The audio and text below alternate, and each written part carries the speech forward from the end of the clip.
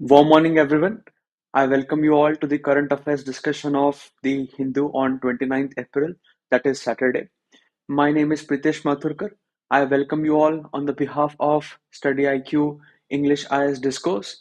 So, in this journey, I will be traversing upon the various aspects of the discussions of the Hindu with regards to the civil services perspective from the prelims as well as from the mains. Those of you who are watching me for the first time,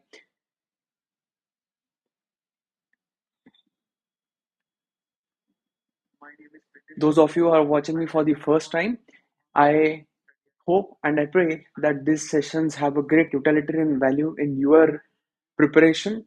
The discourse that I follow in this session is as follows. So, on a daily basis, I discuss the detailed PDFs of the important articles of the days that are there in any day's Hindu. Those articles I discuss from utilitarian perspective. Utilitarian perspective means from that way wherein we can directly utilize that article in mains as well as in prelims. And these articles are also freely available to every one of you on the free Telegram channel called as the Hindu Analysis Zone. I'll be highlighting you. So before coming to this class, what is expected from each and every one of you is two things. That you have woken up in the morning, of course, good morning all, and that you have gone through that day's Hindu prior coming to this class, and you have marked up the important articles. You have already highlighted the important issues which you feel are rather important. And when I'm discussing the articles with you on this digital board, on this communication medium, so you are matching those articles with me.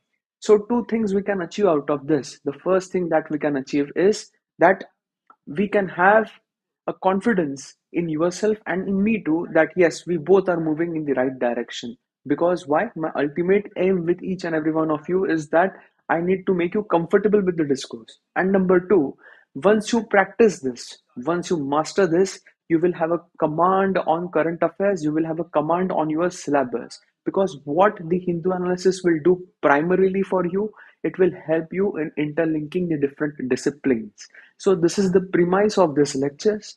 So before beginning, I will like to highlight my name again. So my name is Pritesh Mathurkar, as you can see on the board.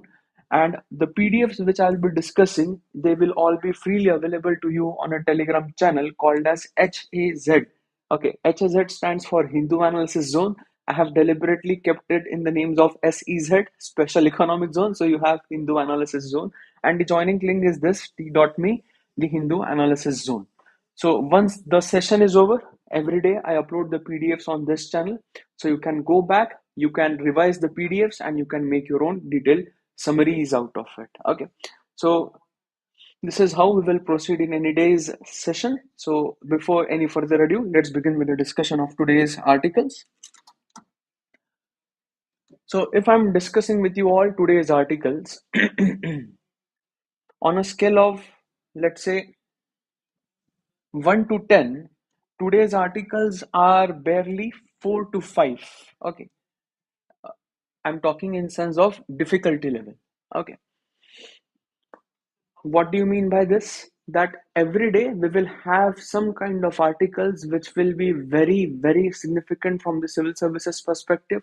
On some days, we will have some articles which are not that important from civil services perspective. And on some days, the articles will be moderate, that some will be useful, some won't be useful. So every day I use a ranking from a scale of 1 to 10. Prior 2 days, the articles were ranging between 7 to 8. Today's articles, they range between 4 to 5. So not that significant articles, only one or two or couple of them are significant. Rest you can just remember as headline news. Guys, always keep this in mind that civil services examination is a game of civil service examination is a game of what to skip. Okay, you cannot be under the impression that everyday's paper is very important. Okay, not everyday's paper is important, and you should save time in your preparation. Please understand this very, very properly. Okay, you all those who are appearing for civil service examination in coming 2 to 3 years or next year, you will be facing a dearth of time.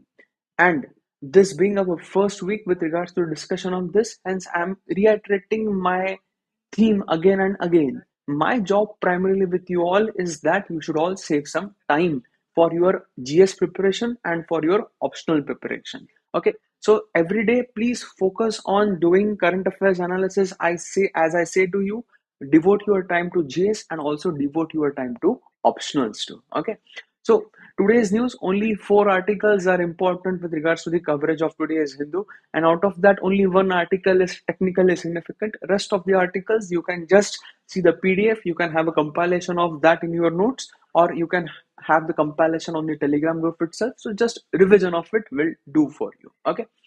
So let's move with the first discussion of the article.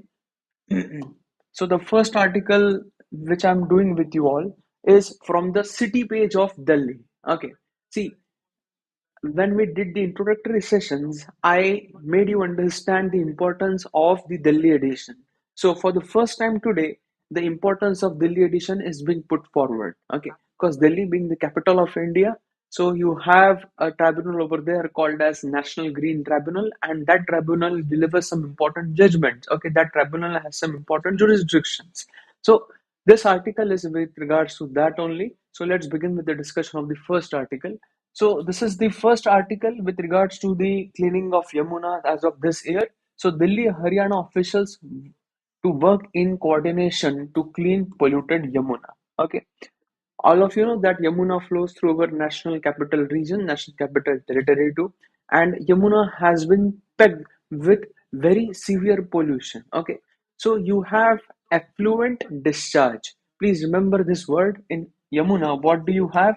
You have effluent discharge. You have effluent discharge. I'm reiterating the name again. Your answer with regards to river pollution is incomplete without you mentioning this word, effluent discharge. And civil services examination with regards to mains perspective is all a game of terminologies. Your answer should reflect the proper words. So what do you mean by effluent discharge? So you have, let's say, tanning industry, you have, let's say, any handicraft industry, you have any textile industry. So whenever the manufacturing is done, the leftover waste products, the leftover effluents are directly discharged into the river waters via canals. Even sometimes the sewage is directly drained into the rivers. So effluent discharge becomes the number one point source of pollution for the rivers. So please remember, any answer with regards to cleaning up of Ganga, Namami Gange, with cleaning of rivers anywhere in India is incomplete without effluent discharge. And the number one polluting industry for rivers is basically the tanning industry, the textile industry, and also the sewage, which is directly drained into the rivers if you don't have proper sewage treatment plants. And you must have seen pictures of Yamuna where you had fourth, okay, such a big fourth on the river, and that was all because of the effluent discharge. Okay, good morning, Stuti. Good morning, Krishna. I hope you're all doing fine and you are summarizing the articles. Okay, so let's move ahead with the discussion. Delhi and government officials will work together to clean and rejuvenate the Yamuna. Raj Niwas officials said on Friday after the Lieutenant Governor instructed them to evolve a strategy to collaborate closely for the purpose. Okay, so in January this year, you had a high-level community committee for Yamuna rejuvenation set up by the National Green Tribunal. Okay, see, NGT. Okay, so NGT has taken this job under their own purview. Has now set up a high-level committee for monitoring the implementation of the cleaning of the Yamuna. Okay, any action taken by the Delhi is insufficient for controlling the pollution in Yamuna since continued contamination from sources in Haryana makes the exercise futile. Okay, so please make sure you understand this point very, very properly. As Yamuna is draining to Delhi, it does not mean that Delhi is the only point source of pollution for Yamuna. Okay, majority of the Yamuna's effluent discharge comes from Haryana. Okay, so pollution source stress is very, very important with regards to cleaning of Yamuna and with regards to cleaning of any of the river. So please keep this in mind, guys. Okay, next point. Okay, major contributor of pollutants. flowing into the Najafgarh drain. Please remember this drain, which accounts for about 70% of pollution in the river. So, which drain accounts for roughly 70% of pollution in Yamuna? The Najafgarh drain. Okay, and in this Najafgarh drain, you will be shocked to hear this, guys, that directly sewage is put forward. Okay, so very disastrous for Yamuna. Okay, according to Delhi Jal Board, Delhi was getting less water from Yamuna due to illegal sand mining in Haryana. Okay, the lower water level in Yamuna, it said, has decreased the production in Wazirabad and Chandrawal water treatment plants, affecting the supply in many areas of Delhi. Okay, so you all know that in Haryana, sand mining industry is very rampant. Okay, because of the intense construction sector boom in the northern part of the India. Okay, so what happens because of sand mining?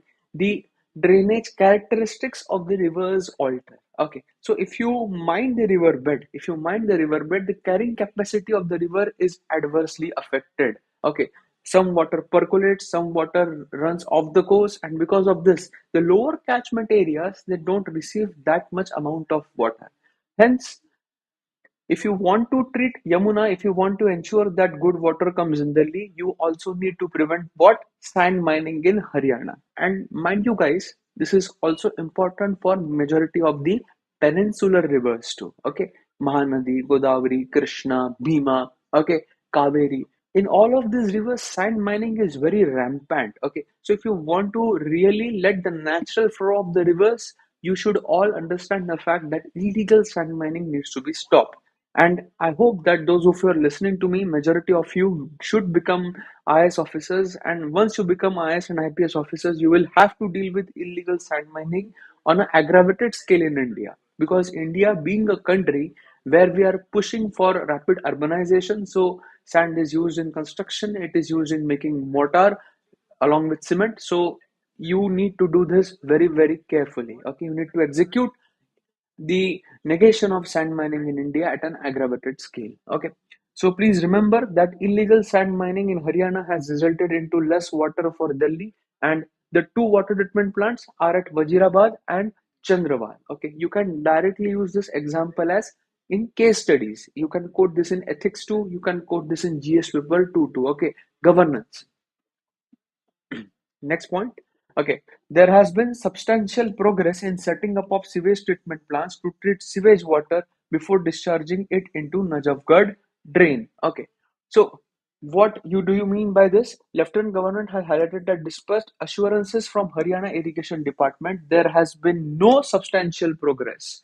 Okay, so if you are directly draining sewage into the Najafgarh drain and that drain is directly draining into Yamuna, just imagine the level of contamination. Okay, guys, for the first time, I'm diverging from the main issue. I just want to highlight one of the most important environmental problems with regards to this. Okay, you must have heard with regards to eutrophication. Okay, eutrophication, you need to interlink this with eutrophication in your mains. Okay, what is eutrophication? Eutrophication is like when the biological oxygen demand exceeds the supply in any water. So because of this, you have rampant growth of algae, and because of this, the natural river organisms, they die, and the rivers, they even get more polluted. So if you directly discharge sewage into the Yamuna, it can result into the problem of eutrophication too. Okay, so please interlink this with eutrophication. So your job today as a home assignment is that you also have to do a one-page write-up on the link of eutrophication with the biological oxygen demand and its contact with the pollution source too. Okay, so please make sure that you are also putting a footnote in this article with regards to the eutrophication too. Okay, so this I think is one of the important articles today from Delhi's perspective, from Haryana's perspective, and we will move ahead from this article. Yes, good morning all those who are joining me.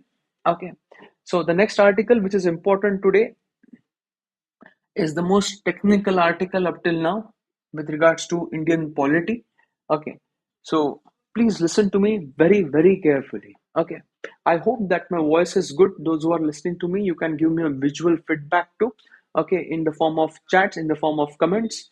If I'm being too fast or too slow, it's up to you guys. You should all communicate with me. I can see your chats, so please keep on discussing with me too. Okay. I know that this is incredibly difficult for each and every one of you who are seeing me through the smartphone or through seeing me through a laptop, but times have changed, the preparation has evolved, and this will solve your purpose of time crunch very gracefully. Okay. So none too soon. Okay. The name of the editorial itself is very good. None too soon. This is the side editorial of today's Hindu. Okay. Delay in conveying decision on assent to the bills is constitutionally impermissible. Okay. This is with regards to the debate that was happening in Tamil Nadu. Okay. Sorry, with regards to the Telangana. Okay, not Tamil Nadu. My bad, I'm correcting myself. So, this is an article with regards to judicial activism. Okay. Why I'm saying this is an important article with regards to judicial activism? Because what is happening in Telangana is that the governor has kept some of the bills pending with the office itself, and it is not letting the assent on those bills. So Supreme Court for the first time has highlighted the issue that governor should not do this. Governor should give assent to the bills as soon as possible. So you need to remember two article names in this article, and I am sure that such kind of questions will definitely come in mails, because this becomes a very important news from judicial activism perspective. So you need to remember two article names. You need to remember article 200 and article 163 of the Indian Constitution.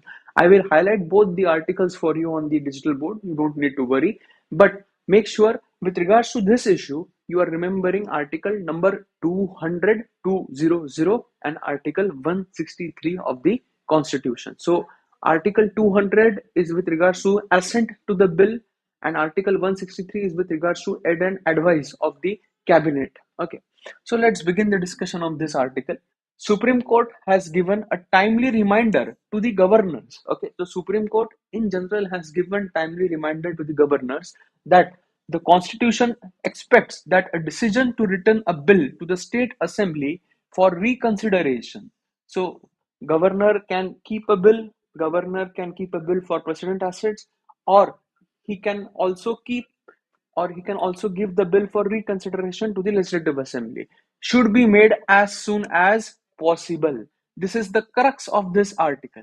So what Supreme Court is saying, that Supreme Court has given a timely reminder to the governors that the Constitution expects, okay, Constitution is expecting, the Constitution of India itself. See, some will argue that Constitution is a living document. Some will argue that Constitution is a non-living document. Some will argue Constitution is a breathing document. Some will argue Constitution is a non-breathing document. Okay, you all being the civil servants of the future civil servants of India, you all should treat Constitution as a breathing document, because your life is going to be closely entangled with the Constitution. So please treat Constitution as a breathing document. Okay, wherein we derive our inspiration, wherein we derive the working of the India's democracy from the Constitution of India itself. Okay. Constitution expects, these are the words of the Supreme Court, that a decision to return a bill to the State Assembly for reconsideration should be made ASAP. So you all being the Gen Z, please remember ASAP, as soon as possible. And mind you, this is the exact constitutional language. I will highlight you in the article also. Okay. It has drawn an attention to the phrase found in the first proviso of Article 200. The expression "as soon as possible" contains significant constitutional content and must be borne in mind by the constitutional authorities. Guys, you need to memorize this statement. I'm again reiterating, those who are listening to me, you need to memorize this statement given by the Supreme Court. The expression ASAP contains significant constitutional content and must be borne in mind by constitutional authority. What does this mean? This effectively means that it would be constitutionally impermissible for the governors to hold on to the bills indefinitely without communicating their decision to the House. So if I am a governor and if I am holding the bill permanently in my office, this I cannot do. Okay, I will have to communicate to the House. I will have to communicate to the Legislative Assembly that I'm holding the bill. Okay. So this is with regards to the Telangana governor and the government. Okay. The court's observation addresses the issue of delay, but it is only one aspect of the controversy. Now, here lies the controversy. Okay. Wherein, what's the controversy? The controversy lies in article number 163. Okay. So now I'm moving on to the technical discussion of the article 200 vis-a-vis article 163. Okay. The issue of granting assent is seen in most parliamentary democracies as a formality, but the peculiar discretionary powers which governors are clothed in India have been given much scope for controversy. See, if government is holding the bill, it is with regards to his will. Okay. And in many democracies, it's just a formality. Okay. That governor is existing as a formality and that he has to give the assent. But in India, we have certain discretionary powers given to the governor. And these powers are given to the governor under Article 163 of the Indian Constitution. So, guys, I'm reiterating. What is Article 200 saying? Article 200 is saying, as per the Supreme Court statement, that governor needs to do this ASAP. But governor can hold on to the bill as per Article 163. I will be discussing both of these articles with you. So let's move ahead. Okay. The governor's power to withhold assent or return a bill with a message for reconsideration is seen as discretionary. Okay. There are three real problems associated with Article 200, which deals with assent to the bills. Number one, the absence of a time limit for acting on bills. So there is no time limit given in Article 200. Number two, the scope for reserving a bill for President's consideration against the express advice of the cabinet. And number three, the claim that governor can kill any bill declining assent. Okay. So these are the some of the controversial provisions or some of the controversies surrounding Article 200. What are those controversies which deals with assent to the bills? These are the problems. Okay, guys, you cannot quote this directly as constitutional hurdles. You can quote them as constitutional problems. Okay, or the lack of transparency. What are those? Number one, the absence of time limit for acting on the bills, the scope for reserving a bill for President's consideration against the express advice of the cabinet, and the claim that governor can kill any bill by declining the assent. So these are the three clear challenges in Article 200 of the Indian Constitution. Now I'm opening up Article 200 for you all of the Indian Constitution. Okay. So don't need to read the entire article because the language is very technical. I will be just highlighting you the phrase whether as soon as possible is there in the constitution or not. Okay. So I'm opening up article number 200 for each and every one of you. Okay.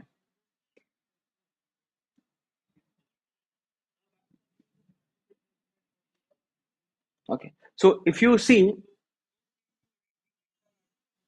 this article, okay. Article 200. Okay. Assent to the bills when a bill has been passed by a legislative assembly for the state, or in the case of a state having a legislative council, has been passed by both the houses of legislature of the state, it shall be presented to the governor, and governor shall declare either he assents the bill or that he withholds the assent therefore, or that he reserves the bill for consideration of the president. This is the line which Supreme Court has quoted yesterday. Okay.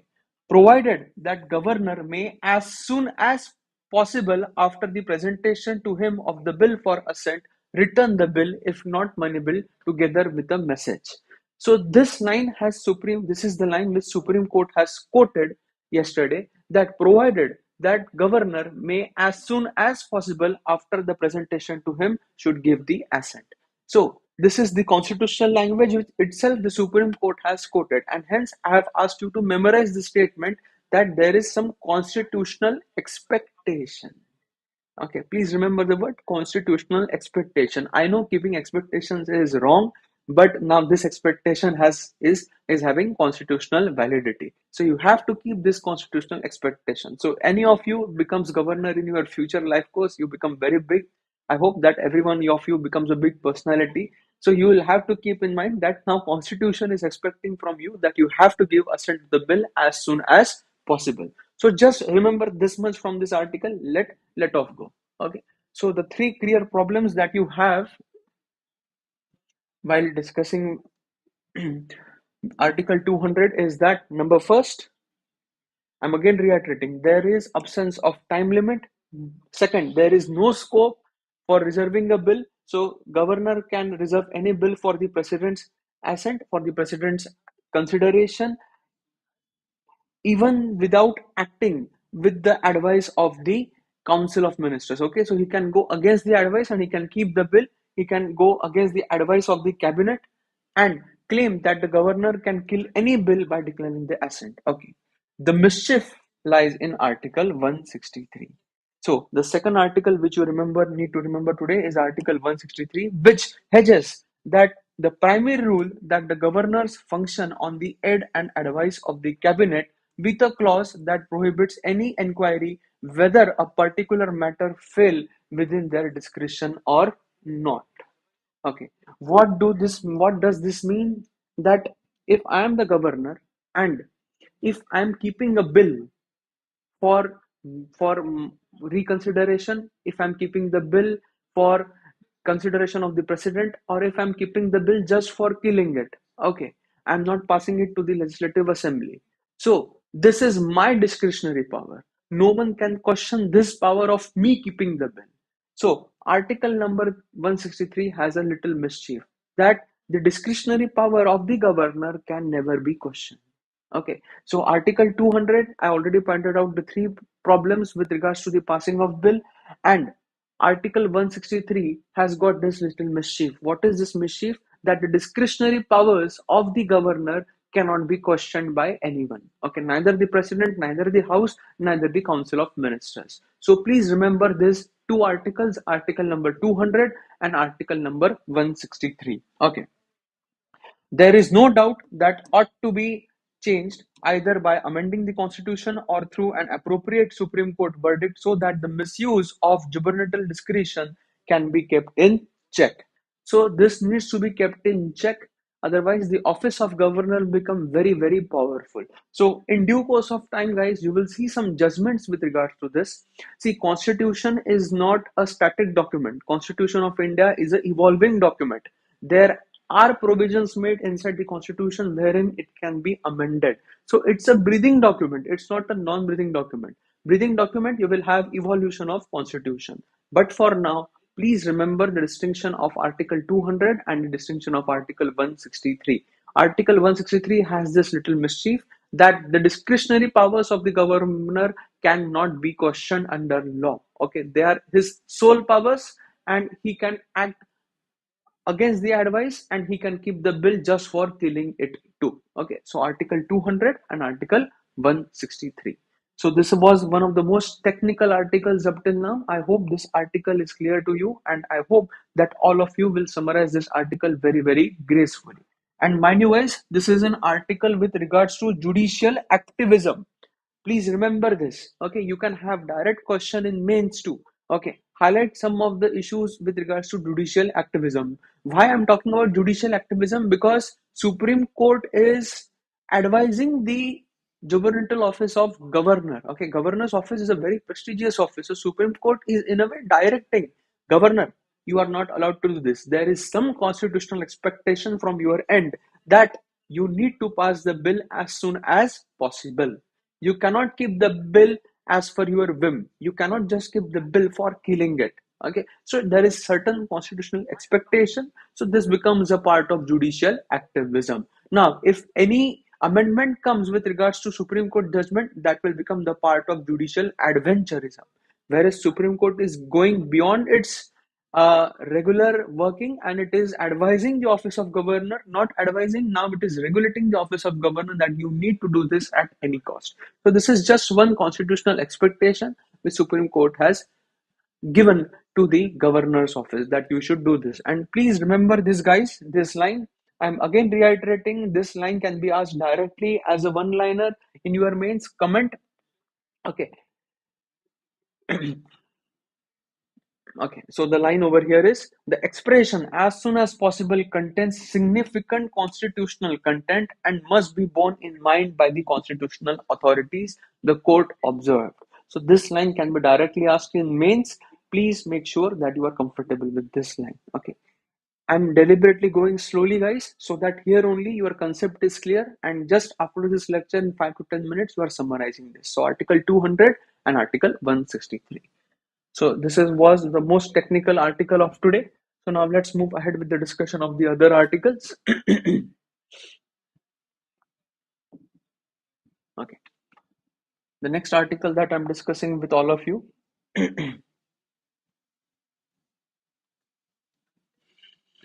So this is with regards to internal security of India. This is with regards to reforms in the internal security of India. Okay. So this is with regards to the safety of transportation, safety of air transport in India, air travel in India. Okay. So all of you know that you had attacks of 9/11 on the USA soil.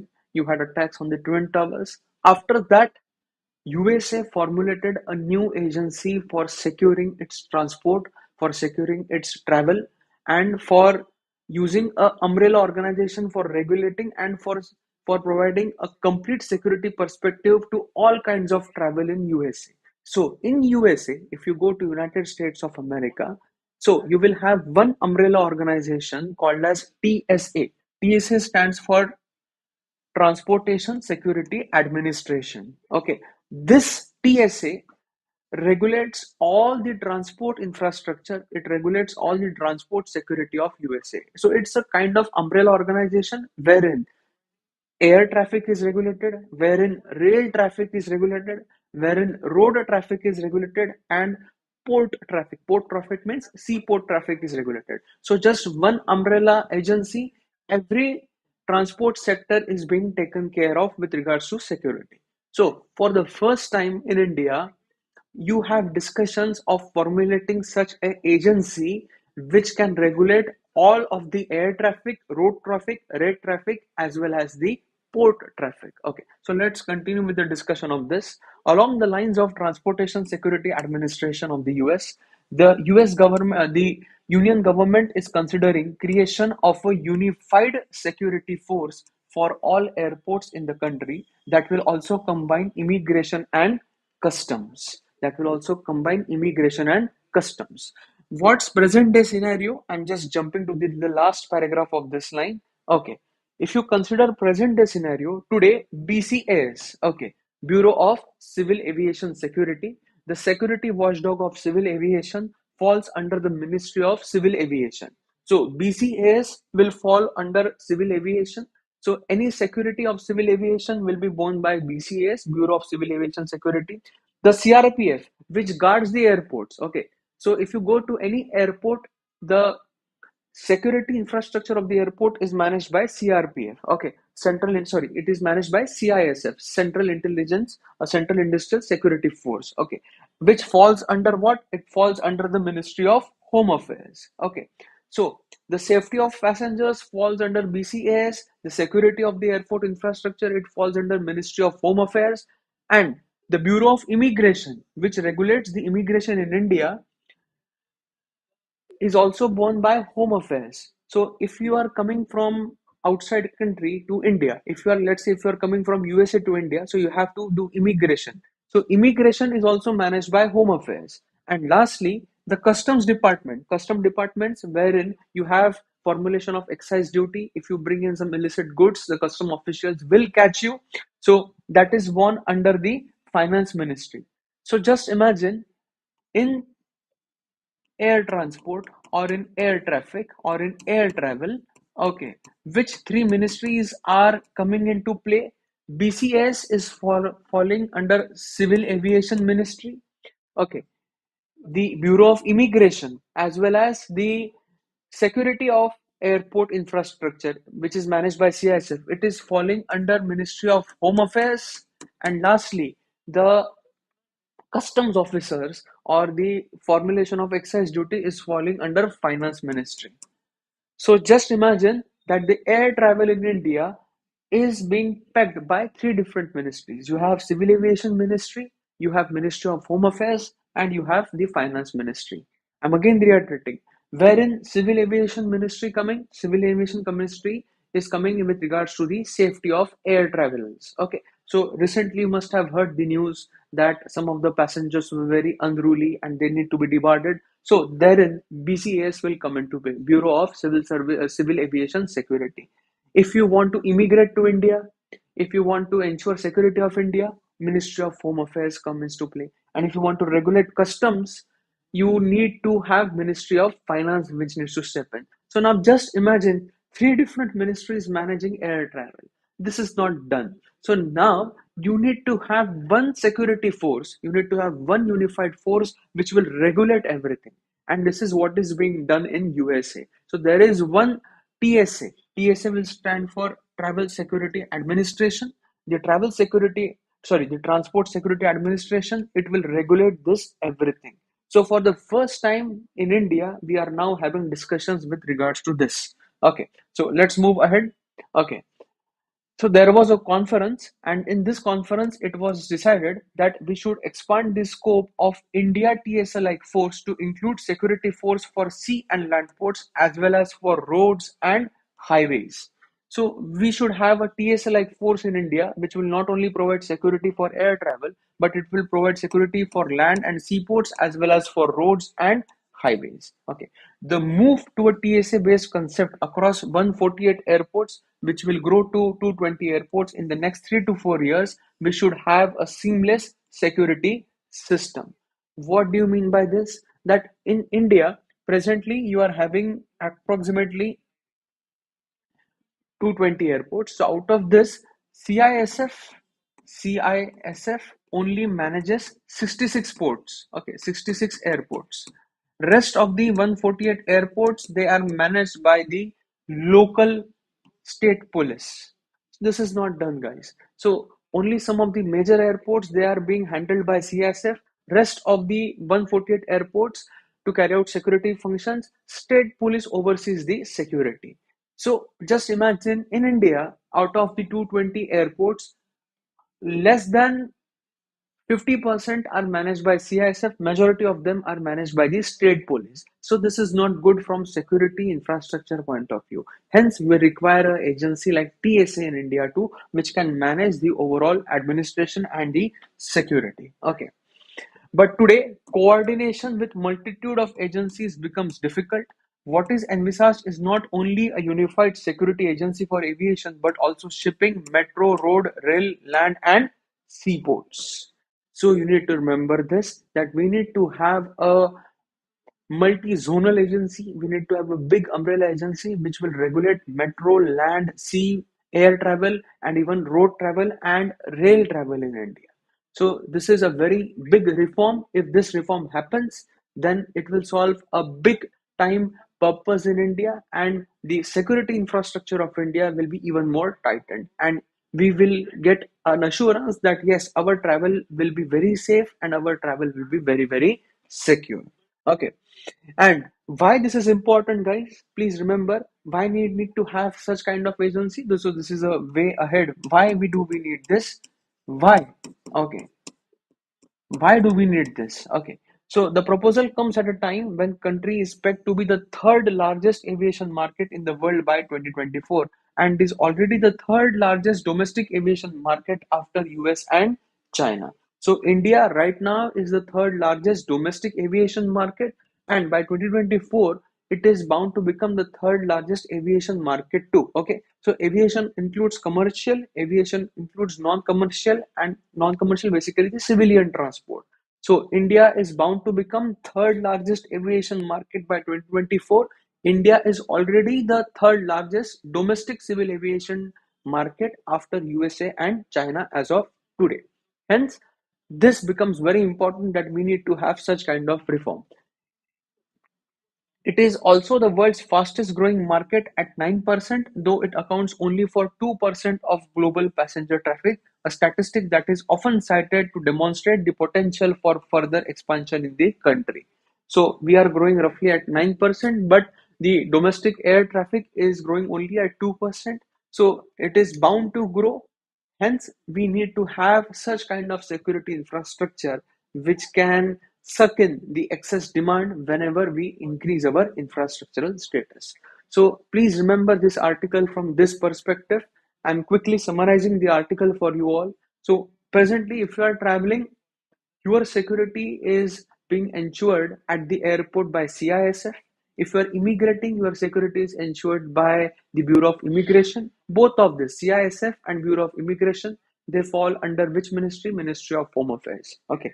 The safety of passengers on the plane, the safety protocols that you should always wear a seatbelt, you should not get up as soon as the plane lands, it all falls under BCS, Bureau of Civil Aviation Security, which uh, which falls under Ministry of Civil Aviation. And the third thing, if you are bringing something in India, illicit goods or anything, so the custom department, it falls under Finance Ministry. So you have plethora of ministries together working. So just imagine one force which unifies all of this. This will solve a big time purpose in India. And Indian market is bound to grow. So you need to utilize this at an aggravated scale. Okay. So this is another very important article today. So please keep this in mind. Okay. Now the last article as of today, guys, it's a very opinion based article. Okay. I want you to only read this article, not summarize this article. You will be discussing that why I'm discussing IPL as of today. But this article is very good for opinion format. I told you in the very first lecture that you need opinion based articles for forming an informed opinion whenever you will sit for interview. Okay. So just imagine that you are sitting now in an interview and the panel is sitting in front of you. Okay. And the panel is asking you with regards to your interest in IPL, your interest in sports, and you just introduce them to a very different dimension in IPL, and that dimension is climate change, wherein you are considering the carbon footprint of one single match. And IPL being such a big franchise, IPL being a franchise which has got accessibility to every doorstep of India. So if we start educating people on climate change via IPL only, so just imagine what purpose it will solve. So recently we have launched a new, not launched basically, we are advocating for a new lifestyle called as life.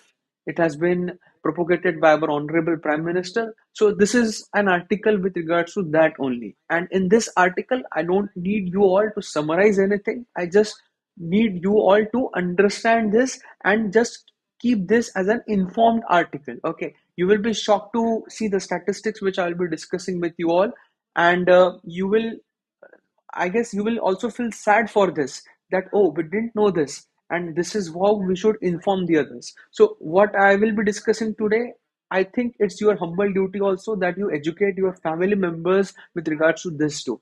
And guys, this is, I think, one of your most foremost duty to educate the society. Okay, so please keep this article from informed opinion point of view.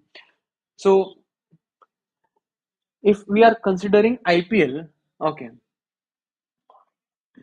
so if we consider just one match, one single match of IPL, it produces the emission in the range of 10,000 tons of CO2 or 14,000 tons of carbon dioxide equivalent. So just one match, how much it is generating? 10,000 to 14,000 tons of CO2 equivalent. To conceptualize these emissions, it would take tropical forests the size of Singapore over a whole year to absorb this emission.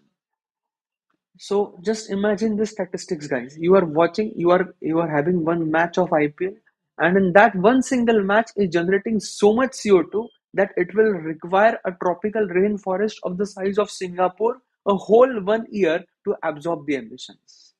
So now just imagine what is the carbon footprint of the entire IPL. Okay. So if we consider the entire IPL season, this figure could reach up to 750 kilotons to 900 kilotons of CO2. Okay, so just imagine how much of this will be required from the uh, sequestration point of view. Okay, let's move ahead. Okay, in 2018, the Board of Control for Cricket in India and United Nations Environmental Program signed an agreement to implement the concept of zero waste or green protocol to reduce the wastage from cricket stadium. So it is not that we are not acting. In 2018, you did have Board of Control of Cricket (BCCI) and United Nations Environment Program did sign an agreement to for zero wastage, but it's of no use. Okay, so now you need to understand where the emissions actually come from. Okay, the emission generated by sports venue only account for about 8 5% of the total, whereas digital viewership during events such as the IPL contribute to more than three-fourths of the total emissions footprint. Okay, so now Jio is offering free of cost viewership of IPL on Jio Cinema.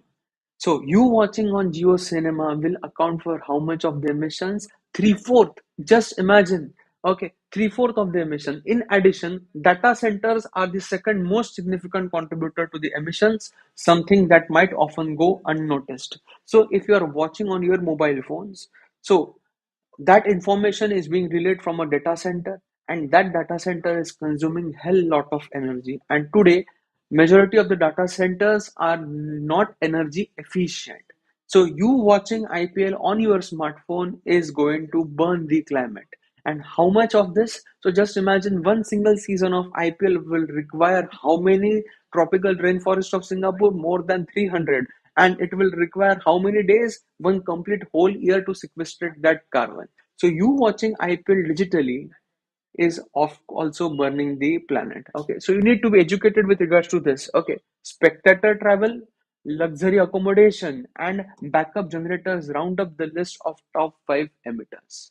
So what are the emitters when you are watching the IPL? Okay, so the emission generated by the stadium is just 5%. Three-fourths of it are generated by digital viewership. Apart from that, spectator travel, luxury accommodation, and backup generators are the main emitters of carbon. Okay, so what can be done? What can be the way ahead with regard to this? Okay, so you can form a very good informed opinion with regards to this. Okay, simple changes such as replacing LCD screens in our homes with energy efficient LED displays can reduce the emission from each TV screen by 35 to 40%, resulting in as much as 20% reduction in overall carbon footprint. A transition to renewable energy sources for the data centers. Okay, the data centers need to be very, very energy efficient. So you need to have the data centers being powered by the renewable energy. And data streaming infrastructure can further reduce the IPL's carbon emission by over 10%. Further, the incentivization and use of public transport to and fro from the stadiums can help reduce spectator travel emissions by as much as 85%. So if you just use public infrastructure to reach the stadiums, you can reduce your footprint by around 85%. So three things you need to keep in mind with regards to this. So the first thing is that use of LED technology. Okay, use of LED technology instead of LCD. This is very important. So instead of LCD. Second, okay, the data centers. The data centers. Okay, and digital and digital infrastructure and digital infrastructure. Okay, it needs to be what? It needs to use energy from renewable energy sources. So it needs to be highly green.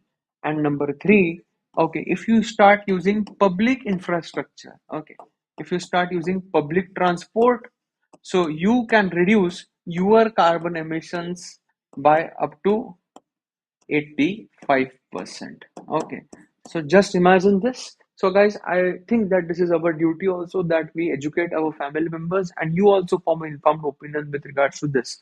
All of you know that climate change is now a reality. Most of you must be experiencing this right now. In India, you are having heat waves in Odisha and Kerala.